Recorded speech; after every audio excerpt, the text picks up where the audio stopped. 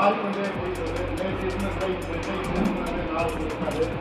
இப்படி கூட்டணியாக இருந்தாலும் சரி, கட்சியினுடைய அரசினுடைய அத்தனை நண்பர்களும் இன்றைக்கு சிறப்பாக எங்கெங்கெல்லாம் சொல்கிறாரோ அங்கெல்லாம் மாபெரும் கூட்டத்தை போட்டி மிக சிறப்பாக வரவேற்பு கொடுத்து ஒவ்வொரு தொகுதி வாரியாக எந்த ஆடம்பரமும் இல்லாமல் மிகவும் அமைதியான ஆர்ப்பாட்டம் இல்லாத அதே சமயத்தில் ஒரு கண்ணியமான கூட்டமாக நடத்தி முடித்துக் கொண்டிருக்கிறார்கள்.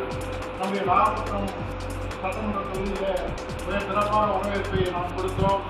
புரட்சித்தலைவர் எடப்பாடி அவர்கள்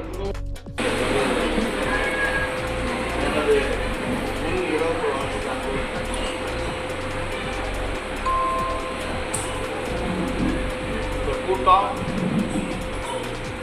எதற்கு அது எப்படி பணியாற்ற சொன்னோமோ அவர் சொல்லுவார்.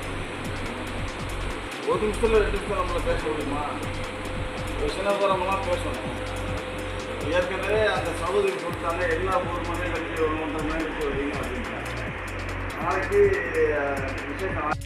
எதை சொன்னால் நம் பக்கம் சாய்வார்களோ அதை சொல்லணும்.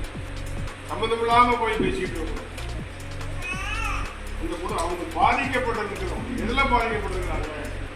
உள்ள படிக்கிற காலேஜில் கல்வி கடன் தள்ளுபடி செய்வோம்னு சொன்னார் ஸ்டாலின். பைசா கூட தள்ளுபடி பண்ணலை.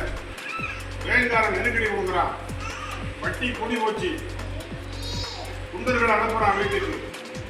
அந்த வீட்டில் கல்வி கடனை பற்றி பேசுனீங்கன்னா தான் எடுக்கும். ஒரு 10 ஏக்கர் நிலம் வச்சிருக்கிறார் ஒரு விவசாயி. அந்த விவசாயிகிட்ட எடப்பாடியார் கூட்டுறவு கடனை தள்ளுபடி பண்ணாரா? இன்சூரன்ஸ் கொடுத்தாரா? பேசணும் அவங்க. அப்பதான் எதை யாருக்கிட்ட